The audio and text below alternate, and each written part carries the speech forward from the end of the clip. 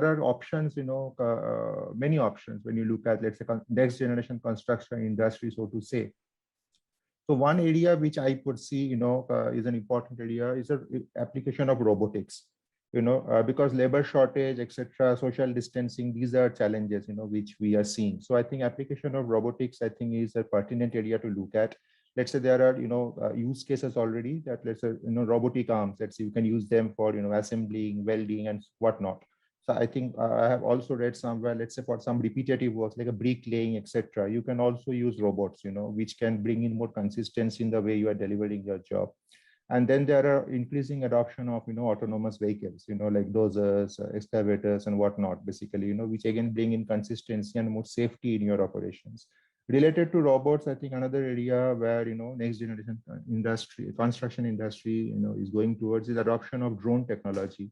With drone technology, we see a lot of benefits. Firstly, for example, from a site safety perspective, you can use a drone survey to see, which are your hazardous areas, and then accordingly take those precautions, because worker safety plays always an important role.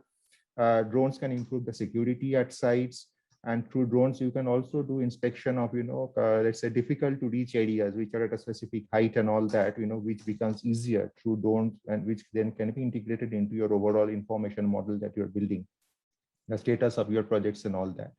IoT is another big area. I think, we have already talked about that, some touchless sensors, customer experience and all of that. So, most of these smart machinery, etc., which are coming these days with embedded sensors, help us to do predictive maintenance. You can get alerts when based on, let's say, vibrations, etc., that you can get from these, instruments that, something is likely to fail, and you can, avoid costly downtime and idle time at the sites if you can do timely, predictive maintenance on that.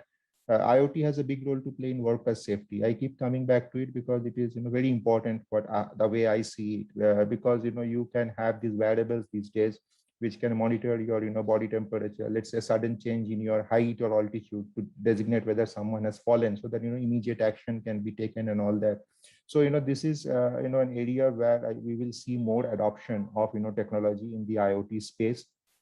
And for example, even carbon footprint reduction. Let's say if a machine is idle, you can switch off, the machine, for example, and you can save on your costly fuels and all of that. And those are operational expenses I think everyone need to be aware of. Beam, I think, cannot be stressed enough. I think we have already spoken at length, so I will skip that. I think that is at the foundation of digitization when it comes to construction. Something that I think very related to, digitization is digital twins. I think, by, doing this kind of collection through, let's say, static cameras, through drone, aerial surveys, sensors, IoT sensors, you are trying to build, simulate a digital twin, through which actually, help you to, track the progress and identify some anomalies in your construction real time. And then, you augment that with artificial intelligence, big data and all of that, which basically, compare the physical progress of your project with, let's say, against the digital twin, which is, let's say, the ideal state. And then you can make those changes real time, and so that you avoid a costlier correction. Maybe, let's say, you have to relay some pipes or cables at a later point in time, which basically, increases the overall, as I said, the cost of rework and overall, the delay, etc., in terms of the project.